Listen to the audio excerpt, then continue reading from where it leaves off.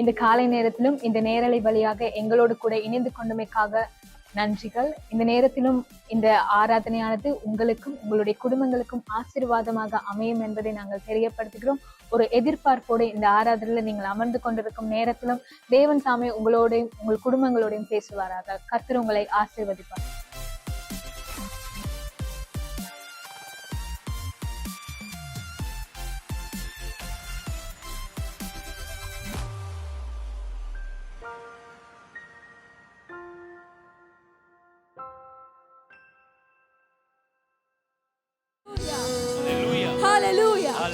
எத்தனை பேர் சொல்லுங்க, எதிரியின் படை எனக்கு பின்பதாய் வரும் பொழுது கர்த்தர் என்னோடு கூட இருந்து எனக்காக யுத்தம் பண்ணினார். විරුද්ධ සේනාව පිටිපස්සේ එනකොට ස්වාමීන් වහන්සේ මා උදෙසා යුද්ධ இந்த කරනවා. கால நேரத்தில் நாங்கள் யாவரும் அமர்ந்து கொள்வோமாக. සියලු දෙනා වාඩි වෙමු. அடுத்த பாடல் சொல்கிறது கர்த்தருடைய நாமத்தை குறித்து. ඊළඟ ගීය කියන දෙනස්සගේ නාමය ගැන. எத்தனை பேர் சொல்லுங்க, கர்த்தருடைய நாமத்தை நம்புகிற நான் ஒருபோதும் வெட்கப்பட்டு போவதில்லை මගේ என்று. නාමය විශ්වාස කරන මම කවදාවත් ලැජ්ජාවට அதான் පත්වන්නේ சங்கீதம் 9வது அதிகாரம் 10வது வசனத்தில் නැහැ. சொல்கிறது, ඒතාවලින් 9:10 කියනවා.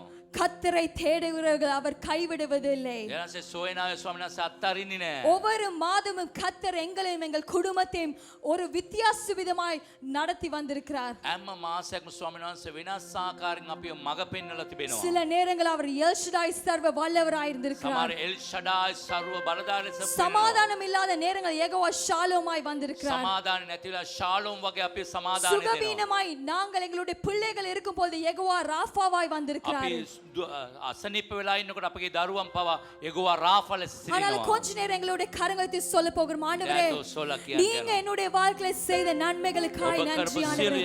எல்லா சூழ்நிலைகளிலும் உம்முடைய நாமத்தை கூப்பிடும் பொழுது நீங்க கைவிடவில்லை ஆண்டவரே. உம்மை நான் நம்பி இருக்கிறேன் ஆண்டவரே. உம்முடைய நாமத்தை அறிக்கை செய்யும் பொழுது ஆண்டவரே தடைகள் உடைபடுகிறது. உம்முடைய நாமத்தை அறிக்கை செய்யும் பொழுது நீங்க நன்மைகள் செய்திருக்கிறீங்க. உமக்கு எல்லா துதி கன மகிமை. ஓ நன்றி நன்றி. ஆனால் அடுத்த பாடலை நாங்கள் கரங்களை தட்டி உற்சாகமாய் நாங்கள் பாட போகிறோம்.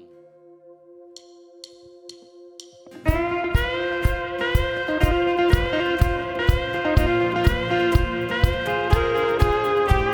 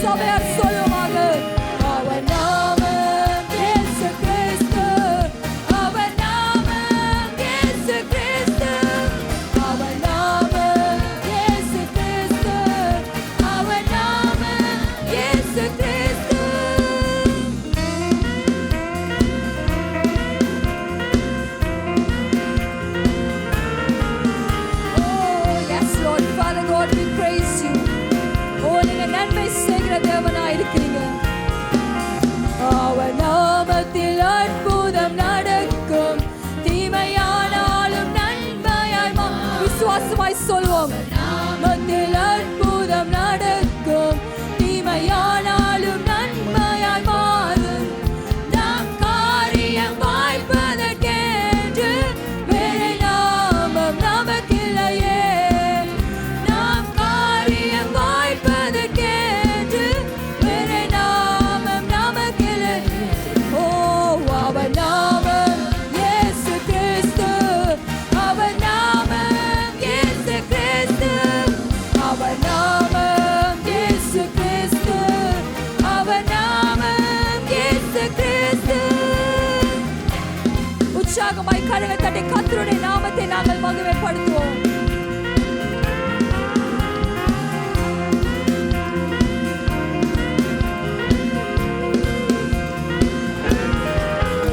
அவர் நாமத்தில் பரிசுத்தம் உண்டு, நமக்கு நித்திய ஜீவனும் உண்டு.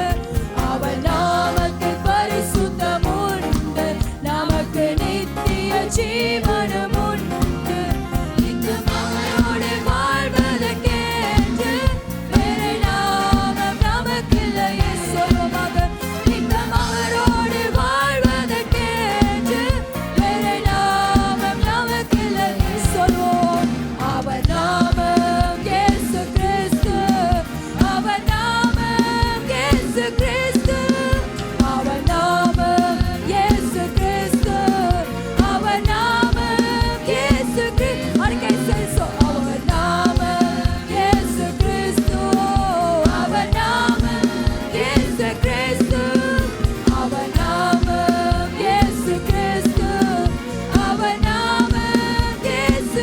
யெகோவா, யெகோவா யாயிரே, யெகோவா யாயிரே, யெகோவா யாயிரே, யெகோவா யாயிரே. மறுபடியும் சொல்வோம். யெகோவா யாயிரே, யெகோவா யாயிரே, யெகோவா யாயிரே, யெகோவா யாயிரே. நிர்தன கொண்டுருமி வீமா, இனத்த சலஸ்வலா, ராஜாலிய குசேமா கெனயாய், மகே சமிதுனே. நிர்தன கொண்டுருமி வீமா, இனத்த சலஸ்வலா, ராஜாலிய குசேமா கெனயாய், மகே சமிதுனே. யாவரும் கைத்து சொல்வோம். யெகோவா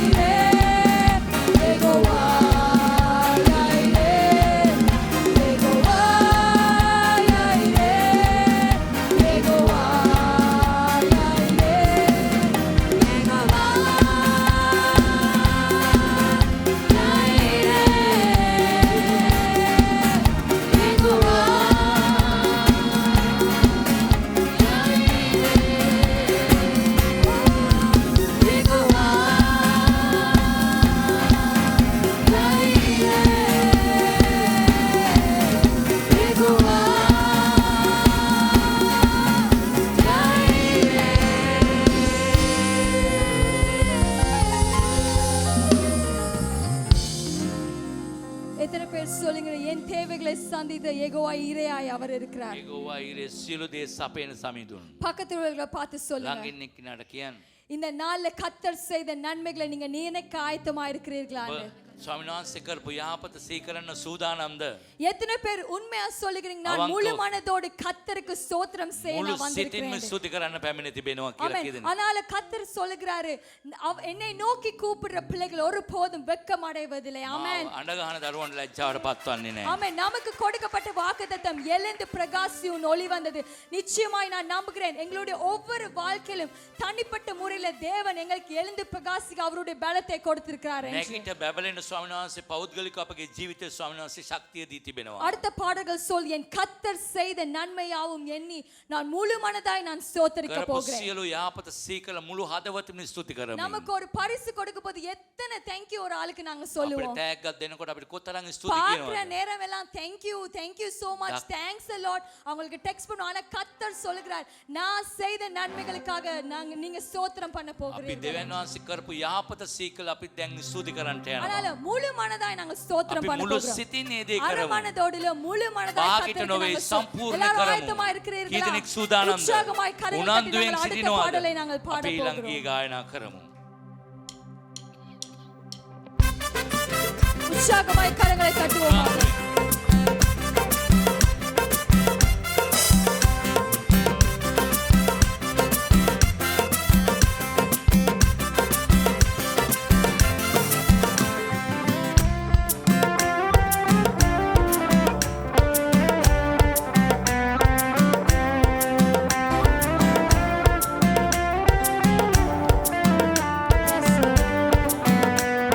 சொல்லுவோமாக. என் கர்த்தர் செய்த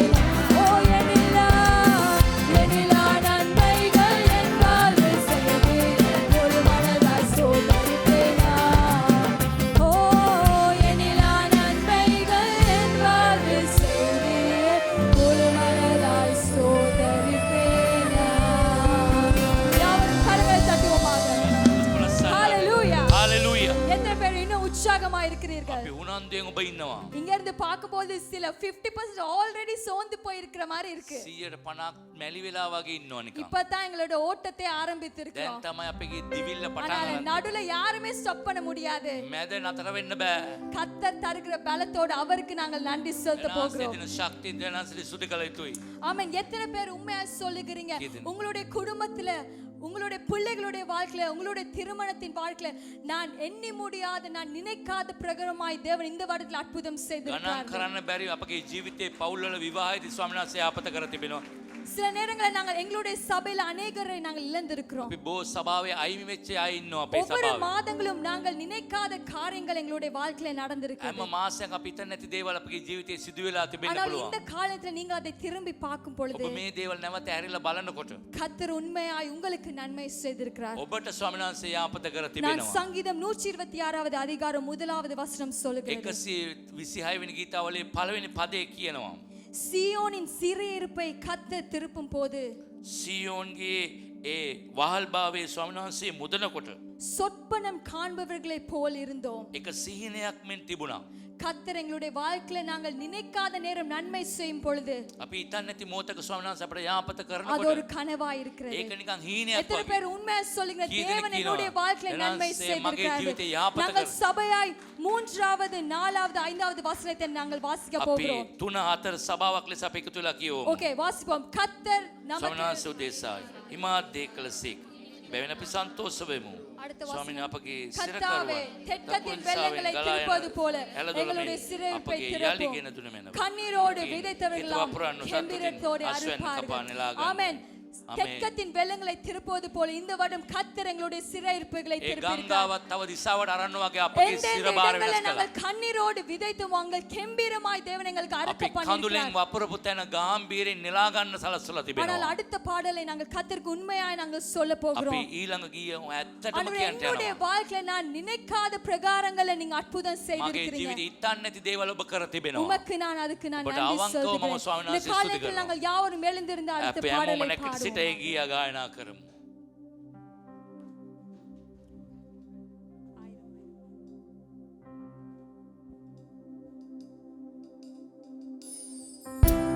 ஓ, நீ செய்த நன்மைகளுக்காக நன்றி. ஓ, உம்மை துதிக்கிறேன் இயேசுவே. ஓ, நீர் மாத்திரமே. அவர் செய்த நன்மைகளை நினைத்து நாங்கள் கர்த்தருக்கு நாங்கள் நன்றி செலுத்த போகிறோம். சொல்லுமாக ஆயிரம் ஆயிரம் நன்மைகள் அனுதினம் என்னை சூழ்ந்திட கிருபையும் இரக்கமும் அன்பும் கொண்டீரே. ஓ, ஆயிரம் ஆயிரம் நன்மைகள் அனுதினம் என்னை சூழ்ந்திட கிருபையும் இரக்கமும் அன்பும் கொண்டீரே. சொல்லுவாய் நல்ல எபினேசராய் என்னை நடத்தி வந்தீரே. நன்றி சொல்ல வார்த்தை இல்லை. ஓ, நல்ல எபினேசராய் என்னை நடத்தி வந்தீரே. நன்றி சொல்ல வார்த்தை இல்லை. ஆயிரம் ஆயிரம் நன்மைகள் ஆயிரம் ஆயிரம் நன்மைகள் அனுதினம் என்னை சூழ்ந்திட கிருபையும் இரக்கமும் அன்பும் கொண்டீரே. ஓ, இயேசுவே. ஆயிரம் ஆயிரம் ஓ, நீ செய்த நன்மைகளுக்காக நன்றி. கிருபையும் இரக்கமும் அன்பும் கொண்டீரே. காலை மாலை எல்லாம் வேளையிலும் என்னை நடத்தும் உம் கரங்கள் நான் கண்டேன்.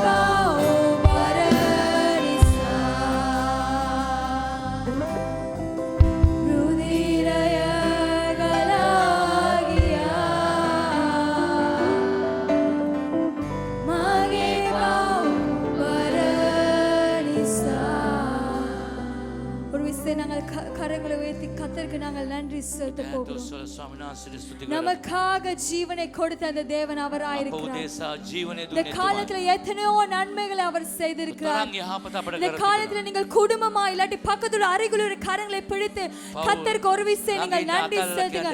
தேவன் எத்தனையோ நன்மைகளை செய்திருக்கிறார். சொல்லுங்க, ஆண்டவரே நான் இன்னமும் உங்களை நான் துதிக்க போகிறேன். ஆண்டவரே எப்பேற்பட்ட சூழ்நிலையா இருந்தாலும் ஆண்டவரே இந்த வருடம் உங்களுடைய கிருபை என்னை தாங்கி வந்திருக்கிறது. ஆண்டவரே என் ஆத்துமாக்கு நீங்க தேவையா இருக்கீங்க. ஆண்டவரே மரணத்தின் பள்ளத்தாக்கில் நான் நடந்தாலும் தேவனே நீங்க என்னோடு கூட இருக்கீங்க. ஒரு விசை நன்றி செலுத்துங்க. துதிக்கும் பொழுது நான் சத்துருவானவன் விழுந்து போகிறான். சொல்லுங்க, துதியினால தான் எரிகோ கோட்டைகள் முறிந்து விழுகிறது. ஓ ரபா ஷரா லா காரா லா ரபா ஓ ரிபோ லா காரா லா ரபா. ஒரு விசை கர்த்தருக்கு நன்றி செலுத்துங்க. தேவன் எத்தனையோ நன்மைகளை செய்திருக்கிறார். ஓ மரண பள்ளத்தாக்கில் நடக்கும் பொழுது நம்மோடு கூட இருந்திருக்கிறார். குடும்பத்திற்குள்ளாய் பாடுகள் வரும் பொழுது கர்த்தருடைய கரம் நம்மை தாங்கி வந்திருக்கிறது. ஓ ஹாஸ்பிடல்ஸ்ல இருக்கும் பொழுது கர்த்தருடைய கரம் நடத்தி வந்திருக்கிறது. கடன் சுமையோடு இருக்கும் பொழுது கர்த்தர் தேவைகளை சந்தித்திருக்கிறார். ஓ ரபா ஷாகரா லா ரபா ஓ ரிபோ லா ரபா ஷாரா லா ரபா ஓ ரிகரபோ. உங்களுடைய சத்தங்களை விரிவாக திறந்து கர்த்தருக்கு நன்றி செலுத்துங்க. ஓ ரிபா லா கரா லா ரபா. உங்களுடைய குடும்பங்கள் பாதுகாக்கப்பட்டது. உங்களுடைய வேலைகள் பாதுகாக்கப்பட்டது. ஓ கையின் பிரயாசங்களை தேவன் ஆசீர்வதித்திருக்கிறார். ஓ ரபா ஷாகரா லா ரபா ஓ ரபா ரபா ரிபோ லா கரா லா ரபா ஓ ரிபோ லா ரபா ஷாரா லா ரபா ஓ லா கரா லா ரபா. ஓ சொல்லுங்க, நன்றி செலுத்துங்க. ஓ துதி துதி துதிக்க துதிக்க துதிக்க. ஓ ரபா ஷாரா லா ரபா. ஓ கர்த்தருடைய பிரசன்னம் வருவதாக. ஓ ரபா ஷாரா லா ரபா ஓ ரபா ஷாரா லா கரா லா ரபா. ஓ நிரப்புங்க நிரப்புங்க நிரப்புங்க. ஓ உம்முடைய நன்மையினால நிரப்புங்க. O fill us with your presence. ஓ ரகா லா ரபா ஷாரா லா ரபா ஓ ரிபோ லா ரபா ஓ ரிகா லா ரபா. ஓ உம்முடைய பிரசன்னம் பிரசன்னம் பிரசன்னம். ஓ thank you. ஓ ரபா ஷாரா லா ரபா. ஓ நீங்க பரிசுத்தர். ஓ நீங்க பரிசுத்தர். ஓ நீங்க பரிசுத்தர் பரிசுத்தர். Hallelujah. Bersudai. Mati Sudai. Hallelujah. Reba baka barasha dagi.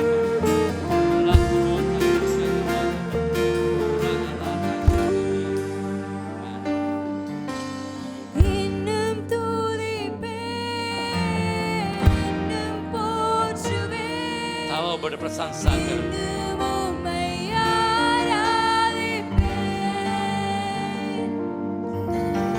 இன்னும் துதிப்பேன், இன்னும் போற்றுவேன்,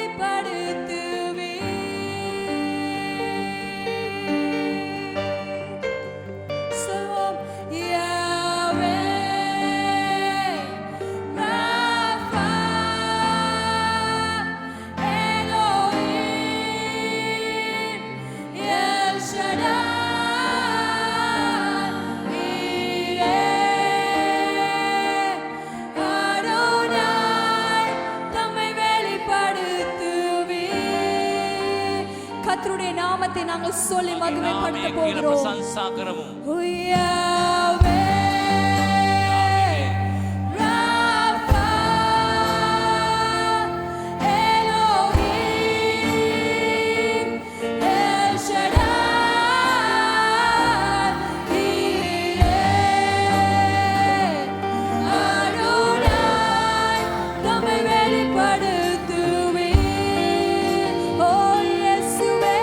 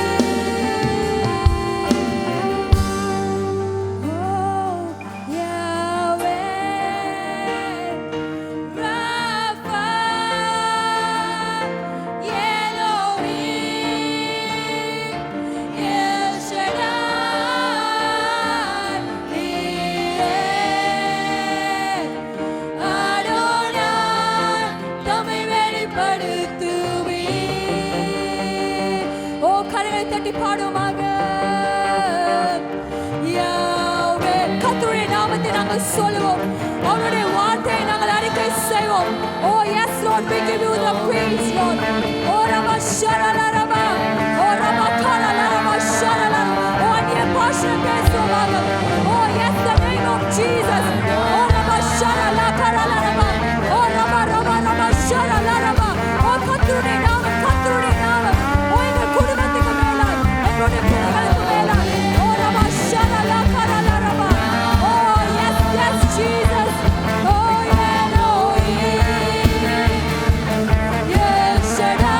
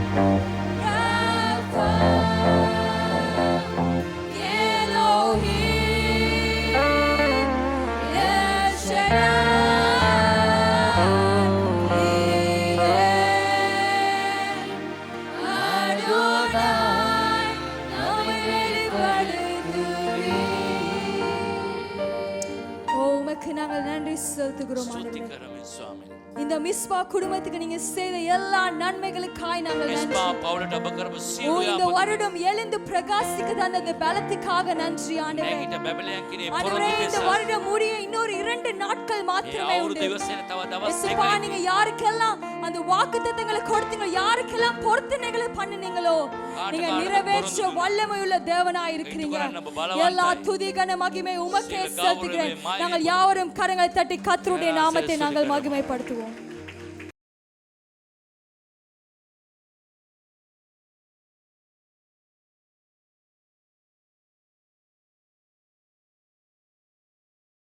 இந்த காலை நேரத்திலும் මේ උදෑසන இந்த நாளின் நோக்கத்தை முன்பதாய் வைத்து நான் சற்று நேரம் உங்களோடு பேச விரும்புகிறேன். මේ දවසේ අරමුණ ගැන ඔබට තබලම ටික වෙලාවක් ඔබට කතා කරන්න කැමතියි. ஏன் சபையாக நாம் இந்த நாளிலே கர்த்தருடைய சந்நிதியை நாம் தேடுகிறோம்? ඇයි සභාවක් ලෙස දෙවියන්වහන්සේගේ අභිමුඛත්වයේ ස්වාමීන් වහන්සේ සොයන්නට හේතුව? ஏன் கர்த்தருடைய சபையாக இன்றைக்கு அதிக நேரம் அவருடைய சமூகத்தில் இருக்க ஆயத்தப்பட்டு வந்திருக்கிறோம்? ඇයි අපි සභාවක් ලෙස අධික වෙලාවක් දෙවියන්වහන්සේගේ අභිමුඛත්වයේ ඉන්නට අපි සූදානම් වෙලා ආවේ? இதுக்கான முக்கியத்துவம் என்ன? මේකට වැදගත්කම මොනවද?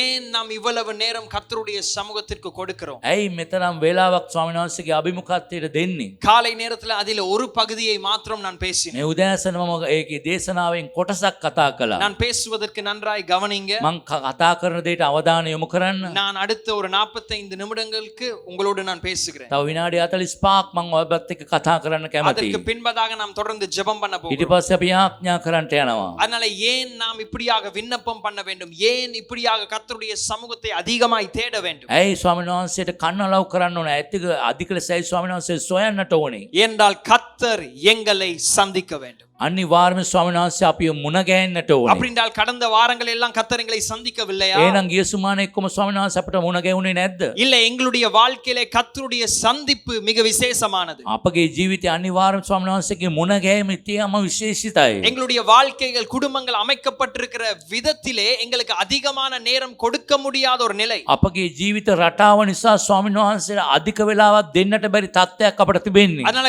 கர்த்தருடைய ஒரு சந்திப்பு எங்களுக்கு மிக முக்கியம். ඒ නිසා දෙවියන් වහන්සේගේ මුණ ගැහිමක් අපිට ඉතාමත්ම වැදගත්. நீங்கள் ஒரு கிறிஸ்தவனாய் மாறுவதற்கான காரணம் என்ன? கர்த்தர் உங்களை தொட்டார்.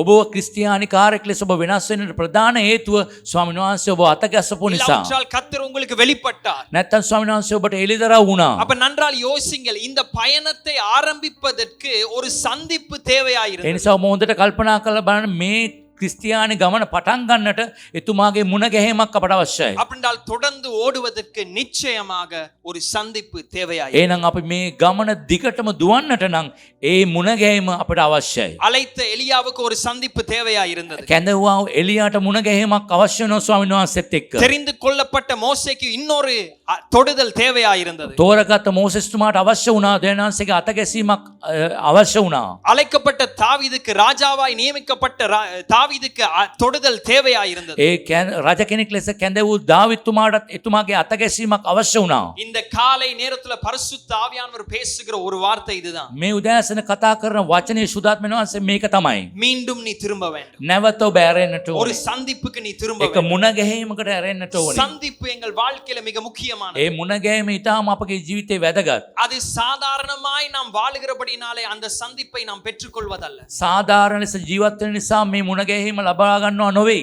தேவ ராஜ்யத்திலே கர்த்தருடைய தொடுதல் ஒரு பரிசு அல்ல. දෙවියන්වහන්සේගේ රාජ්‍යයේ එතුමාගේ අතගැසීම අපට තෑග්ගක් නොවේ. அது ஒரு பரிசாய் வழங்கப்படாது. ඒක තෑග්ගක් ලෙස දෙනු ලබන්නේ නැහැ. கிருபை ஒரு பரிசு. ඒ කරුණාව එක තෑග්ගක්.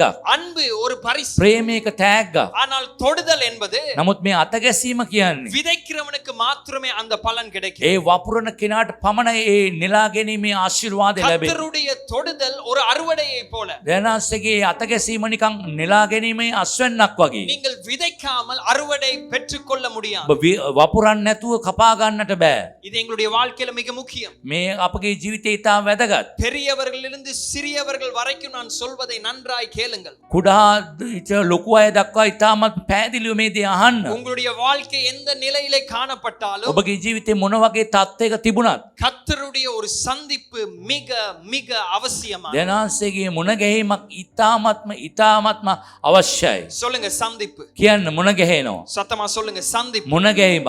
கர்த்தரோடு ஒரு சந்திப்பு. දෙවියන් වහන්සේ මුණ ගැහෙනවා අපි. கர்த்தரோடு ஒரு சந்திப்பு. දෙනාන්සෙත් එක්ක මුණ ගැහිමු. கர்த்தரோடு ஒரு சந்திப்புக்கு மிக முக்கியமான அவசியமான முதலாவது காரியம் දෙනාන්සේ මුණ ගැහෙන්නට අපට තියෙන ඉතාමත්ම අවශ්‍යම දේ මොනවද දන්නවද? எரேமியா එරේමියා 29வது அதிகாரம். 29 වෙනි පරිච්ඡේදය. எரேமியா 29வது அதிகாரம் යෙරමියා 29 වෙනි පරිච්ඡේදය 13வது வசனம். 13 වෙනි පදය.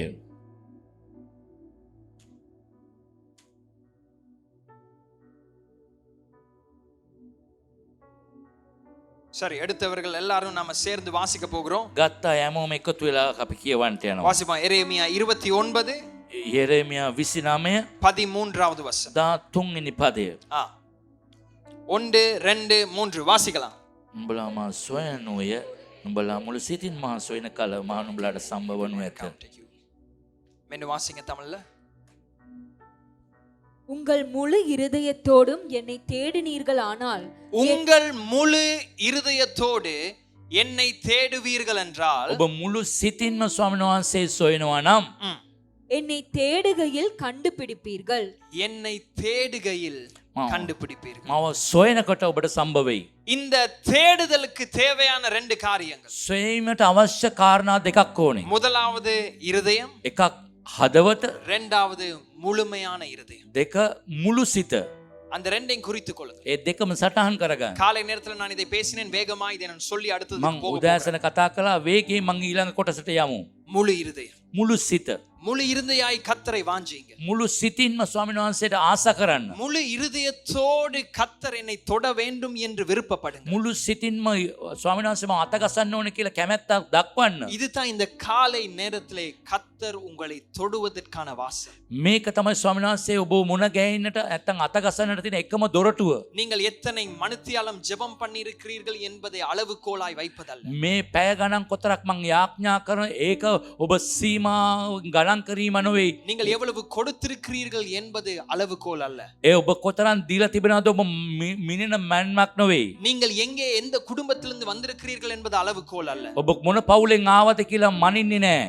தேடுகிற ஒவ்வொருவரும் முழு இருதயத்தோடு தேடினால் அவரை தேடுகையில் நீங்கள் கண்டுபிடிப்பீர்கள். ඔබ සොයන හැම කෙනාම මුළු සිතින් සොයනකොට ස්වාමීන් වහන්සේ ඔබට මුණ ஒரு ගැහෙයි. ஆமென் சொல்லுவோம். ආමෙන් කියන්න. இந்த காலை நேரத்துல இந்த மண்டபத்துல இருக்கிற ஒவ்வொருவரும் கர்த்தரின் ஒரு தொடுதலை பெற்றுக்கொள்ள வேண்டும். මේ මණ්ඩපයේ ඉන්න හැම කෙනාම ස්වාමීන් වහන්සේ අතගැසීමක් අනිවාර්යයෙන්ම ලබා ගත යුතුයි. கர்த்தரின் ஒரு தொடுதல், ஒரு சந்திப்பு நமக்கு அவசியமானது. ස්වාමීන් වහන්සේත් එක්ක මුණ ගැහිමක් නැත්නම් අතගැසීමක් அதுதான் අවශ්‍යයි. தொடர்ந்து பயணம் செய்ய பண்ணுகிறது. ඒ වගේ දෙයක් වුණාම තමයි අපිට දිගටම මේ ගමන දුවන්නට පුළුවන්. முழு இருதயம், මුළු සිතින්. முழு இருதயம், මුළු සිතින්. முழு இருதயம். මුළු සිතින්. இதுதான் கர்த்தர் முதலாவது මේක தேடுகிறார். තමයි ස්වාමීන් වහන්සේ සොයන එකම දේ.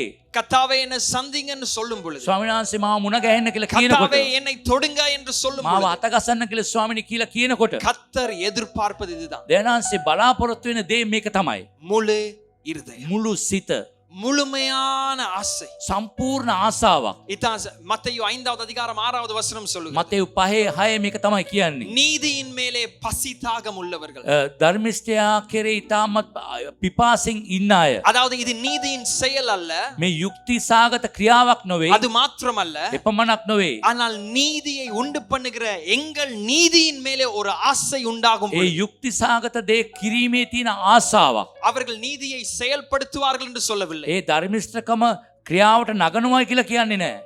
நீதியின் மேலே பசி தாகம் உள்ளவர்கள் அவர்கள் ඒ திருப்தியாக்கப்படுவார்கள். ධර්මිෂ්ඨකමට ඉතා පිපාසෙන් ඉන්න අය තෘප්තිමත් වෙනවා. இந்த காலை நேரத்துல கர்த்தர் என்னை சந்திக்க வேண்டும். මේ උදෑසන ස්වාමීන් වහන්සේ මුණ ගැහෙන්න ඕනේ. கர்த்தரை சந்திக்க நான் வாஞ்சையாயிருக்கிறேன். මේ මුණ ගැහිමට මගෙන් කොතරම් ආසාවක් මට තියෙන්නට ඕනේද? கர்த்தரை நான் அதாவது சந்திக்க, அவரோடு நான் பேச, அவரை காண எனக்குள்ளே ஒரு வாஞ்சை இருக்கிறது. ස්වාමීන් වහන්සේ කතා කරන්න දකින්න මා තුළ ආසාවක් තිබෙන්නට ඕනේ. இந்த காலை நேரத்துல எல்லா அதாவது காரியங்களையும் ஒரு பக்கமாய் ஒதுக்கி வை. අපි මේ උදෑසන සියලු කාර්යයන් එක පැත්තකට අපි තල්ලු කළා දාමු. முதலாவது, ප්‍රථමයෙන් எனக்கு கர்த்தரை சந்திக்க ஆசை. මමට ස්වාමීන් වහන්සේ මුණ ගැහෙන්න ආසාවක් තිබෙනවා. எனக்கு கர்த்தரோடு பேச ஆசை. ස්වාමීන් වහන්සේ කතා කරන්න මට ආසාවක් තිබෙනවා. இதைத்தான் கர்த்தர் எதிர்பார்க்கிறார். මේක තමයි ස්වාමීන් වහන්සේ බලාපොරොත්තු சங்கீதம் වෙන්නේ. 14:2 சொல்லுகிறது, ගීතාවලි 14 2 கர்த்தர் කියනවා. பரலோகத்திலிருந்து தேடுகிறார். ස්වර්ගයේ සොයනවලු. கர்த்தரும் ஒன்றை தேடுகிறார். கவனிங்க, ඔබට අවධානය යොමු කරන දෙවියන් වහන්සේත් එකක් සොයනවා. அவருக்கு தேவை இல்லை, එයාට අවශ්‍ය නැහැ. அவர் எதையும் சார்ந்து வாழவில்லை, ඒතුමා කාගෙත් එක්කත් මේ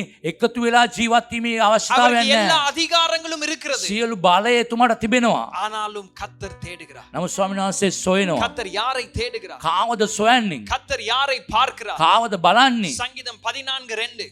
ගීතාවලි 14 2 தேவனை தேடுகிற உணர்வுள்ளவன் உண்டோ என்று பார்க்க கர்த்தர் பரலோகத்திலிருந்து மனுப்புத்திரரை கண்ணோக்கினார். தேவனை தேடுகிற உணர்வுள்ளவர்கள் இருக்கிறார்களா? දෙනවාසේ සොයන හැඟීමක් ඇති කෙනෙක් ඉන්නවද? கர்த்தர் தேடுகிறார். දෙනවාසේ සොයනවා. கர்த்தர் பரலோகத்திலிருந்து நோக்கி பார்க்கிறார். ස්වර්ගයේ සිට බලනවා. என்னை தேடுகிற, මාව සොයන, என் காரியங்களை உணரக்கூடிய මාගේ කාරණා ඇඟෙන ஒரு மனுஷன் இருக்கிறார். මිනිස්සෙක් ඉන්නවද? இந்த காலை நேரத்துல கர்த்தர் நம்மை சந்திக்க நான் வாஞ்சிக்கிறேன், நீங்களும் வாஞ்சிங்க. ඔබ ස්වාමීන් වහන්සේ මුණ ගැහෙන්නට මම ආස කරනවා. ඔබත් ආස කරන්න. சங்கீதம் 42வது அதிகாரம் கடைசி குறிப்பு, 42வது அதிகாரம் 1வது வசனம். ගීතාවලිය 42 පළවෙනි වචනේ. மான்கள் நீரோடே வாஞ்சித்து கதறுவது போல ඒ මුවා වතුරට ආසා වෙනසේ என் ஆத்துமா வாஞ்சிக்கிறது. මාගේ ආත්මය ආස කරනවා. நான் என்று சொல்லவில்லை, அவன் குறிப்பாக பாவிக்கிற வசனம் என் ஆத்துமா. එයා කියලා කිව්වේ නෑ. පාවිච්චි කරන වචන තමයි මගේ ආත්මය. முழு இருதயம், මුළු සිතින්ම. பசி தாகம் உள்ளவர்கள் පිපාස ඇති අය கர்த்தர் அவர்களை நிரப்புகிறார். දැනාසේ පුරවනවා. கர்த்தர் அவர்களை நிரப்புகிறார். පුරවනවා. கர்த்தர் அவர்களை நிரப்புகிறார். පුරවනවා. இந்த தாகம் உண்டாகும் பொழுது මේ පිපාසය ඇති වෙනකොට இதற்கான அடையாளம் என்ன? මේකට තියෙන ලකුණ මොනවද? அடுத்த வசனங்களை வாசிங்க. ඊළඟ වචන අපි කියවමු. என் ஆத்துமா தேவன் மேல், ஜீவனுள்ள தேவன் மேலேயே தாகமாயிருக்கிறது. நான் எப்பொழுது தேவனுடைய சந்நிதியில் வந்து நிற்பேன்? உன் தேவன் எங்கே என்று அவர்கள் நாள்தோறும் என்னிடத்தில் சொல்லுகிறபடியால் இரவும் பகலும் என் கண்ணீரே எனக்கு உணவாயிற்று. முதலாவது, ප්‍රථමයෙන් மான்கள் நீரோடைய வாஞ்சித்து கதறும் பொழுது මුවා දියලොල්ලට ආසා වෙනසේ அதே வாஞ்சை எனக்குள்ளே உண்டாகும் என்றால் ඒ ආසාව මාටත් ඇති වෙනවා නම් நான் அவரை தேடுகையிலே கண்ணீரோடு நான் தேடுகிறேன். මම සොයනකොට ස්වාමීන් වහන්සේ කඳුලින් මම ස්වාමීන් වහන්සේ සොයනවා. இன்றைக்கு கர்த்தர் தொட்டாரா தொடவில்லையா, தொடுவதற்கு நீங்கள் ஆயத்தமா என்பதை யாரிடத்திலும் கேட்க தேவையில்லை. කාගෙනු තාන්නව අතගහය අතගසන්න සූදානම්ද ලෑස්තිද කියලා. கர்த்தரை சந்திக்க நீங்கள் ஆயத்தமா என்பதை இப்பொழுது நான் உங்களுக்கு வேதத்திலிருந்து சொல்லி தருகிறேன். මම දේ වචනින් කියන ස්වාමීන් වහන්සේ මුණ ගැහෙන්නට ඔබ සූදානම්ද කියන එක. கர்த்தரை சந்திக்கும் பொழுது යනාංශයේ මුණ ගැහෙනකොට வாஞ்சை உள்ளவர்களை கர்த்தர் தேடுகிறார். පිපාසෙ ඉන්න අය ස්වාමීන් වහන්සේ அது සොයනවා. உண்மையான வாஞ்சை என்பதை எப்படி அறிந்து ඒ கொள்கிறோம்? අවංක කැමැත්තක් ඇති කියන කෙනෙක් කොහොමද අඳුරගන්නේ? நான் கண்ணீரோடு அவரை தேடுகிறேன். කඳුලින් ස්වාමීන් වහන්සේ සොයනවා. என் கண்களிலே கண்ணீரோடு அவரை தேடுகிறேன். මගේ ඇස්වල කඳුලින් මම ස්වාමීන් වහන්සේ සොයනවා. அழுகையோடு கர்த்தரை நான் ඒ தேடுகிறேன். ඇඬීමින් ස්වාමීන් වහන්සේ සොයනවා. நான் அவரை சந்திக்க, මම එතුමාව මුණ கர்த்தர் ගැහෙනවා. என்னோடு பேச, යනාංශේ මගත් එක්ක කතා கர்த்தர் என் வாழ்க்கையில மாற்றத்தை தர මගේ வேண்டும். ජීවිතේ වෙනසක් ඇති වේවා. கர்த்தர் எனக்கு ஒரு விடுதலையை செய்ய මට வேண்டும். නිදහසක් කරන්න. எனக்கு கர்த்தர் மீட்பை அனுப்ப මට வேண்டும். මිදීමක් ස්වාමීන් වහන්සේ දෙන්න. என்னை ஆவிக்குரிய மனுஷனாய் மாற்ற வேண்டும். ආත්මික මිනිසෙක් ලෙස වෙනස් කරන්න. அடுத்த வருடத்திலே என்னுடைய வாழ்க்கையில் இருக்கிற கசப்பான அனுபவங்கள் மாற வேண்டும். ලබන අවුරුද්දේ මගේ තිත්තභාවයේ අත්දැකීම් වෙනස් වෙන්නට எனக்கு ඕනේ. நன்மை உண்டாக வேண்டும். යහපත ඇති වෙන්න ඕනේ. தேடுகிற நீங்கள் සොයන ඔබ முதலாவது ප්‍රථමයෙන් கண்ணீரோடு தேடு, කඳුලින් සොයන්න. கண்ணீரோடு தேடு, කඳුලින් සොයන්න. கண்ணீரோடு தேடு, කඳුලින් සොයන්න. கண்ணீரோடு தேடு. කඳුලින් සොයන්න. இரண்டாவது, දෙවනුව அடுத்த வசனங்களை வாசிப்போம். ඊළඟ වචන කියවමු. முன்னே நான் பண்டிகையை ஆசரிக்கிற ஜனங்களோட கூட நடந்து கூட்டத்தின் களிப்பும் துதியுமான சத்தத்தோட தேவாலயத்திற்கு போய் வருவேனே. இவைகளை நான் நினைக்கும் போது என் உள்ளம் எனக்குள்ளே உருகுகிறது. என் உள்ளம் எனக்குள்ளே உருகுகிறது. දෙදරා යනවා. என்னுடைய உள்ளம் நான் உடைக்கப்பட்டது. මගේ හදවත නිකන් දෙදරා යනවා. இந்த வாஞ்சையை தான் கர்த்தர் பார்க்கிறார். මේ ආසාව තමයි ස්වාමීන් වහන්සේ කැමති இந்த වෙන්නේ. வாஞ்சையை தான் கர்த்தர் මේ தேடுகிறார். පිපාසය තමයි ස්වාමීන් වහන්සේ බලාපොරොත්තු වෙන්නේ. கண்ணீரோடு தேடுகிறார். කඳුලින් සොයම உள்ளம் හද உடைக்கப்பட்டவர்களாய் නිකන් இருக்கிறார். දෙදරා යන්නට ඕනේ. இது தான் மான்கள் நீரோடே வாஞ்சித்து கதறுவது போல. ඒක තමයි මුවා සිසිල් දිය ධාරාවට ලොල් වනසේ. தாவீது சொல்கிறான், என் ஆத்துமா அவரை வாஞ்சிக்கிறது. මාගේ ආත්මයේදී ස්වාමීන් වහන්සේ කෙරේ පිපාසයෙන් என் තිබෙනවා. ஆத்துமா அவரை வாஞ்சிக்கிறது. මාගේ සිත පිපාසයෙන් සිටිනවා. தேவனுக்கு ஒரு நாமங்கள் இருக்கு. දෙනාසට නාමයක් தேவனுக்கு තිබෙනවා. பல நாமங்கள் இருக்கு. දෙනාසට බොහෝ නාම அவர் තිබෙනවා. உடன்படிக்கையின் එයා தேவன். ගිවිසුමේ දෙවිඳු. அவர் யெகோவா ஷம்மா. යெகோවා ஷம்மா. அவர் யெகோவா ராஃபா. යெகோවා රාෆා. அவருடைய பேர் அடோனாய். අඩෝනායි. ஆனாலும் இன்னொரு வார்த்தை இருக்கு. තවත් වචනයක් තියෙන එතුමාට නාමයක්. எபிரேயர் 11வது அதிகாரம் 6வது வசனம். එබ්‍රේව 11:6. எபிரேயர் 11வது அதிகாரம் 6வது එබ්‍රේව வசனம். 11:6. விசுவாசம் இல்லாமல் தேவனுக்கு பிரியமாயிருப்பது கூடாத காரியம். ஏனென்றால் தேவனிடத்தில் சேருகிறவன் அவர் உண்டென்றும் அவர் தம்மை தேடுகிறவர்களுக்கு பலன் அளிக்கிறவர் என்றும் விசுவாசிக்க வேண்டும்.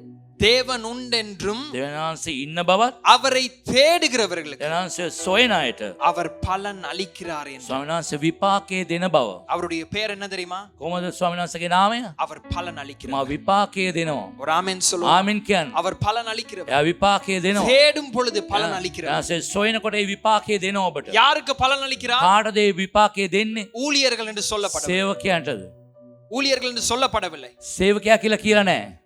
கிறிஸ்தவர்கள் என்று சொல்லப்படவில்லை. ක්‍රිස්තියානයි කියලා කියලා නැහැ. வாலிபர்கள் என்று சொல்லப்படவில்லை. තරුණයන් කියලා නැහැ. அனுபவம் உள்ளவர்கள் என்று சொல்லப்படவில்லை. අත්දැකීම් ඇති අය කියලා කියලා නැහැ. யாரெல்லாம் தேடுகிறார்? කවුරුද සොයන්නේ? யாரெல்லாம் வாஞ்சியோடு தேடுகிறார்? කවුරුද ආසාවෙන් සොයන්නේ? யாரெல்லாம் முழு மனதோடு தேடுகிறார்? කවුරුද මුළු සිතින්ම එතුමාව සොයන්නේ? யாரெல்லாம் வாஞ்சித்து கண்ணீரோடு தேடுகிறார்? කවුරුද ආසාවෙන් කඳුලෙන් සොයන්නේ? அவர்களுக்கு தேவன் பலன் அளிப்பார். ඒ අයට ස්වාමීන් වහන්සේ විපාකයේ දෙනවා. அவர்களுக்கு தேவன் பலன் அளிக்கிறார். එතුමා ස්වාමීන් වහන්සේ ප්‍රතිඵල දෙනවා ඒගොල්ලොන්ට. காலை நேரத்தில் இதற்கு தான் நாம் கூடி இருக்கிறோம். මේ උදෑසන අපි රැස් වෙලා ඉන්නේ මේ දෙයටයි. எத்தனையோ ஆராதனைகள் செய்ய முடியாததை, කොතරම් නමස්කාරය කරන්න බැරිද? எத்தனையோ பிரசங்கங்கள் செய்ய முடியாததை, කොතරම් දේශනා කරන්න බැරිද? கர்த்தருடைய ஒரு தொடுதல், යනාසේ එක අත ගැසීමක්. எத்தனையோ ஆலோசனைகள், බෝ මන්ත්‍රණ, எத்தனையோ மருந்துகள், බෝ බේත්, எத்தனையோ நல்ல யோசனைகள், බෝ හොඳ කල්පනාවන් திருப்ப முடியாததை கர்த்தருடைய தொடுதல் திருப்பும். වෙනස් කරන්න බැරි අරවන්න බැරි දේ ස්වාමීන් වහන්සේගේ අත ගැසීම තුලින් හැමදේම වෙනස් කරන්න පුළුවන්. கர்த்தருடைய வசனத்துக்கு கனம் பண்ணுகிற சபையாயிருங்க. දෙනාසගේ වචනයට ගරු කරන සභාවක් ලෙස වෙනස් වෙන්න. கர்த்தருடைய வசனம் வரும் பொழுது உங்களுடைய கவனம் இதன் மேலே இருக்க வேண்டும். දෙනාසගේ වචනේ එනකොට ඔබගේ අවධානය ඒ කෙරේ යොමු වෙන්නට ඕනේ. முதலாவது கர்த்தர் தாகத்தை பார்க்கிறார். ප්‍රථමේ ස්වාමීන් වහන්සේ පිපාසය බලනවා. கர்த்தர் வாஞ்சையை பார்க்கிறார். ඒක ආසාව බලනවා. கர்த்தரின் சமூகத்தின் மேலே ஒரு வாஞ்சை, දෙනාසගේ අභිමුඛත්වයේ කෙරේ ආසාව. கர்த்தரின் சமூகத்தின் மேலே ஒரு தாகம், දෙනාසගේ අභිමුඛත්වයේ කෙරේ පිපාසය. கர்த்தரின் சமூகத்தின் மேலே ஒரு ஆசை. සමුගේ අභිමුඛත්වයේ ආසාවක්. இதுதான் தொடுதலுக்கு தேவை. දෙනාසේ අත ගැසීමට අවශ්‍ය එක තමයි. கரங்களை உயர்த்தி கண்களை மூடி, දෑත ඔස්සෝලා ස්වසන. கண்களை மூடி கரங்களை உயர்த்தி, දෑත ஏசப்பா, ඔස්සෝලා. 예수නි முழு இருதயத்தோடு உம்மை தேட, මුළු සිතින් ඔබ முழு සොයන්න. ஆத்துமாவோடு உம்மை தேட මුළු ආත්මය ඔබ සොයන්න.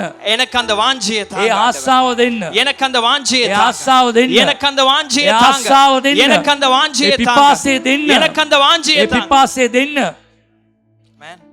கர்த்தரை மதிங்க. கர்த்தர் மனுஷனுக்கு முன்பதாய் உங்களை மதிப்பார். ඔබ ගරු කරන්න ස්වාමීන් වහන්සේ එතකොට මනුෂ්‍යයන් ඉදියේ ඔබට ගරුත්වය ලැබෙයි. இரண்டாவது, දෙක தொடுதலுக்கு மிக முக்கியமான, අත ගැසීමට ඉතා වැදගත්. இரண்டாவது ஊக்கமான ஜெபம். ඉතා උනන්දුවෙන් යාඥා කිරීම. ஜெபம் இல்லாமல் தொடுதலின் சம்பூர்ணத்தை அடைய முடியாது. ඒ යාඥාව නැතුව සම්පූර්ණත්වයේ අත ගැසීම ලබන්නට බෑ. இப்போ அடுத்த சில நிமிடங்கள்ல நாம் ஜெபம் பண்ண போகிறோம். අපි ඊළඟ මිනිත්තු යාඥා කරන්නට යනවා. ஏன் இவ்வளவு நேரம் ஜெபம் பண்ணுகிறோம்? ඇයි මෙතරම් යාඥා කරන්නේ? ஏன் ஜெபத்திலே பழக்கப்படாதவர்களையும் ஜெபத்திலே பழக்குவிக்கிறோம்? ඇයි පුරුදු නැති යාඥාවට පුරුදු ඒ අයව පුරුදු කරන්නේ? ஏன் ஜெபத்திலே சோர்ந்து போகாதபடி உற்சாகப்படுத்தி ஜெபம் பண்ண வைக்கிறோம்? යාඥාවේ මැලි නොවි උනන්දු කරලා යාඥා කරන්න හේතුව வேதம் சொல்கிறது, என்னை நோக்கி கூப்பிடுகிறவனுக்கு දේ වචනේ කියන මාව අඬගස්සන්න. நான் மறு உத்தரவு මම தருவேன். ඔබට නැවත උත්තර දෙමි. நான் மறு உத்தரவு මම தருவேன். නැවත උත්තර දෙමි. நான் மறு உத்தரவு මම නැවත தருவேன். උත්තර දෙමි. என்னை நோக்கி கூப்பிடுகிறவனுக்கு මාව අඬගසන අයට நான் மறு உத்தரவு මම தருவேன். ඒකට පිළිතුරු දෙනවා. ஒரு ஆமென் சொல்லுவோம். ආමෙන් කියන්නේ. எரேமியா 33வது அதிகாரம் එරේමියා 33 3வது வசனம். 3 වෙනි පදේ. 33வது அதிகாரம் 3வது வசனம். 33 වෙනි පරය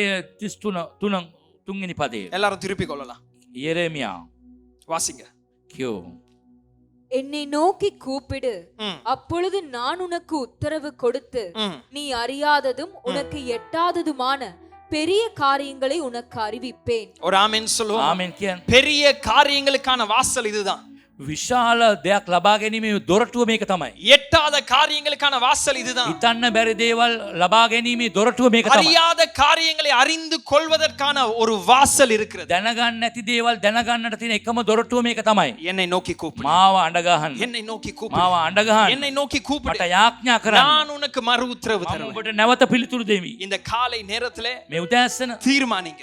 තීරණයක් ගන්න. 5 நிமிஷம் ஜெபத்துல இருந்து வெளியே வாங்க. මේ විනාඩි 5 යාඥාවෙන් එළියට එන්න. கிடைக்கிற நேரம் ஜெபிக்கிற அந்த பழக்கத்துல இருந்து வெளியே வாங்க.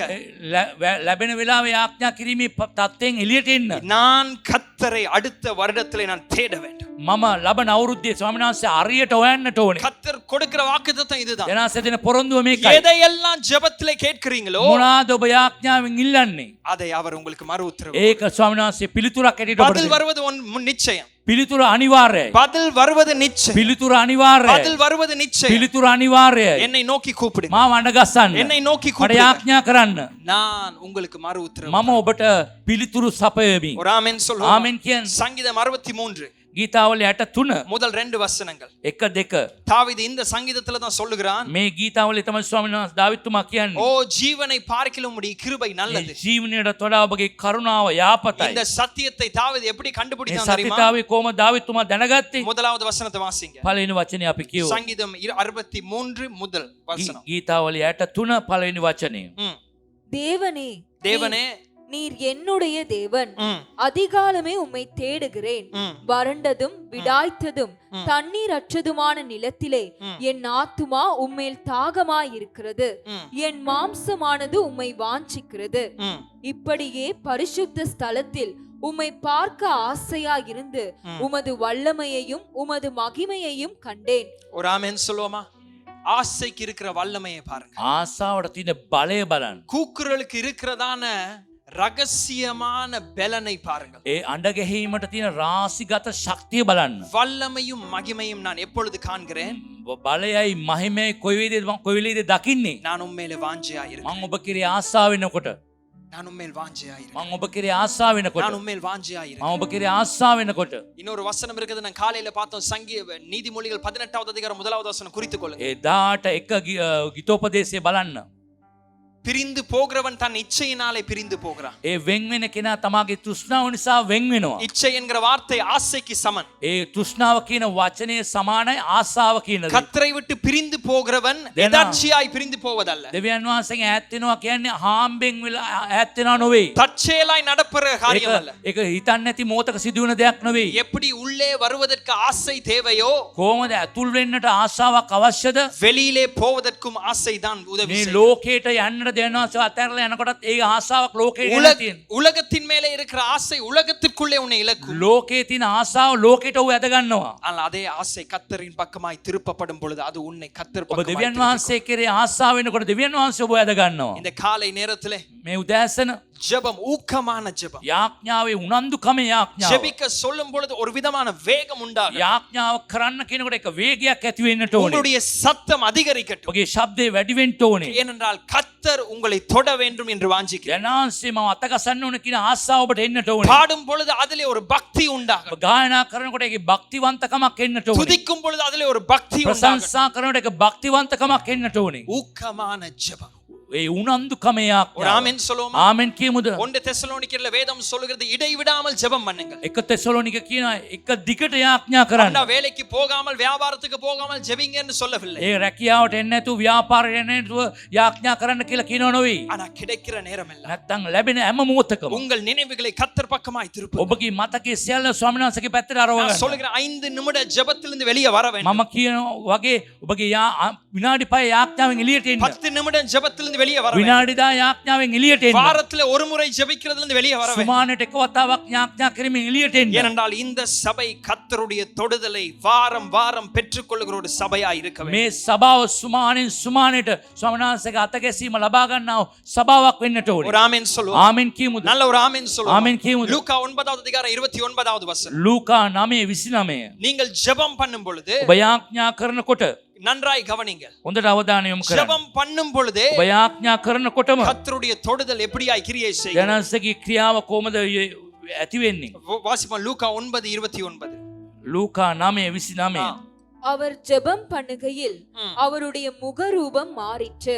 அவர் என்று சொல்லும் பொழுது இயேசு යේසු ක්‍රිස්තුස් වහන්සේ மறுரூப மலையிலே ஜெபம் பண்ணுகையில் අන්වෙනසක් වූ කන්දේ යාඥා කරනකොට மறுரூப மலையிலே ஜெபம் பண்ணுகையில் අන්වෙනසක් වෙන යාඥා මලේ කන්දේ යාඥා කරනකොට வேதம் சொல்லுகிறது ஜெபிக்கையிலே அவர் மறுரூபமாக்கப்பட்டார். එයා යාඥා කරනකොටම එයාගේ මූණ වෙනස් වුණා. இந்த காலை நேரத்தில் அதை தேவன் செய்யட்டும். ඒක ස්වාමීන් වහන්සේ මේ උදෑසන කරද්දී மறுரூபமாக்கப்படுவது என்றால் என்ன? ඒ වෙනස් වෙනවා කියලා මොනවද කියන්නේ? உங்கள் குணம் மாற்றப்படும். ඔබගේ ගුණ වෙනස් වෙන්න ඕනේ. உங்களுடைய உள்ளான மனுஷன் ඔබගේ மாற்றப்படும். අතුලාන්ත මනුස්සයා වෙනස් වෙන්න ඕනේ. ஊக்கமான ஜெபத்திலே ඒ උනන්දු කමේ යාඥාවේ அற்புதம் உங்களை சுற்றி அல்ல, ආස්කම් ඔබගේ වට කරලා නෙවෙයි. அற்புதம் உங்களுக்குள்ளே. ඔබ තුල තමයි ආස්කම් සිදු වෙන්නේ. அற்புதம் உங்களுக்குள்ளே. ආස්කම් ඔබ තුල.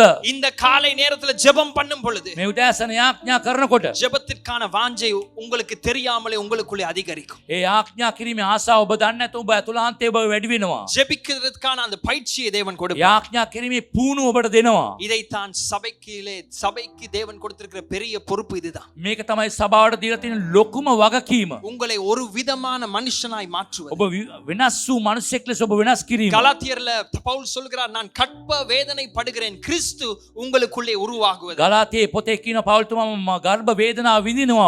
ඔබව හරියට ස්වාමීන් වහන්සේ තුල නිර්මාණය කරන්න. சபையின் வேதனை குறைக்க வேண்டுமா? සභාවේ වේදනාව අඩු කරන්නට ඕනේ. சபையின் பாடுகளை குறைக்க வேண்டுமா? සභාවේ පීඩාවන් අඩු කරන්නට ඕනේද? ஊக்கமான ஜெபத்தை பிடித்துக் கொள்ளுங்கள். ඒ උනන්දු කමේ යාඥාව අල්ලගන්න. ஏனென்றால் ஊக்கமான ஜெபம் உங்களை மறுரூபமாக்குகிறது. ඔබ යාඥා උනන්දු යාඥා කරේම ඔබ වෙනස් වෙනවා. ஊக்கமான ஜெபம் උනන්දු කමේ சும்மா சாதாரணமாய் பேசுவது, සාමාන්‍ය කතා சும்மா කරනවා. சாதாரணமாய் சொல்லிவிட்டு வருவது. සාමාන්‍ය කියලා අතාරිනව නෙවෙයි. சபையின் பாரம் எப்பொழுது குறைகிறது? සභාවේ බර කොයි වෙලේද අඩු වෙන්නේ? மனுஷர்கள் ஊக்கமான ஜெபம் செய்ய ஆரம்பிக்கும். මනුෂ්‍යයන් උනන්දුවෙන් යාඥා කරනකොට, விசுவாசிகள் ஊக்கமாய் ஜெபம் பண்ணும்போது ඇදහිලිවන්තයන් උනන්දුවෙන් යාඥා කරනකොට சபையின் கற்ப வேதனை குறைக்கப்படும். සභාවේ ගර්භ වේදනාව අඩු වෙනවා. ஊழியர்களின் பாரம் குறைக்கப்படும். සේවකයාගේ බර අඩු වෙනවා. இந்த காலை நேரத்துல இதுதான் ரகசியம். මේ උදෑසන රාස මේකයි. 2025வது ஆண்டிலே 2025 දී இந்த சபையின் மேலே ஆசை, இந்த சபையின் மேலே வாஞ்சை. සභාව කෙරේ ආසාව, පිපාසය, ஓ, அவர்களுடைய பாரம் குறைக்கப்படும். එයාගේ බර අඩු වෙන්න ඕනේ. இதுதான் நாம் செய்ய வேண்டியது. මේක තමයි අපි කරන්න ඕනේ. ஊக்கமான ஜெபம் උනන්දුවෙන් යාඥා කරන්න. ஆவிக்குரிய மனுஷனை தோன்ற பண்ணும். ආත්මික මනුෂ්‍යව එලිදරව් කරන්න ඕනේ. ஆவிக்குரிய மனுஷனை தோன்ற பண்ணும். ආත්මික මනුෂ්‍යව එළියට ගන්නට ඕනේ. உங்களை ஒரு அடையாளமாய் மாற்றும். ඔබව සංකේතයක් කරගන්න. ஏசாயா சொல்லுகிற வண்ணமாக இஸ்ரவேலை ஒரு அற்புதமாய் மாற்றும். ඒසායා කියන වගේ ඊශ්‍රායේල් ආස්කමක් ලෙස පත් ஒரு කරන්න. ஆமென் சொல்லுங்க. ආමෙන් කියන්නේ. சொல்லுங்க, தேவரீர் දෙවෙනි என்னை ஒரு அடையாளமாய் මාව மாற்றும். සංකේතයක් කරන්න. ஊக்கமாய் சொல்லுங்க, என்னை ஒரு அடையாளமாய் මාව மாற்றும். සංකේතයක් කරන්න. என்னை ஒரு அற்புதமாய் මාව மாற்றும். ආස්කමක් කරන්න. ஹalleluya, හාලෙලූයා. ஹalleluya. හාලෙලූයා.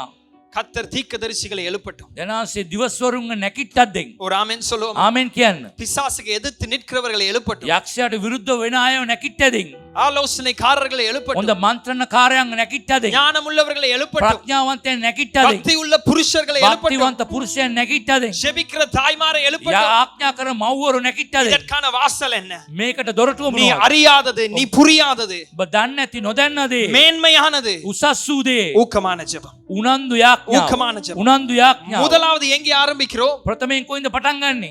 முழு இருதயம். මුළු සිතින්. இல்லாத ஒரு வாஞ்சை.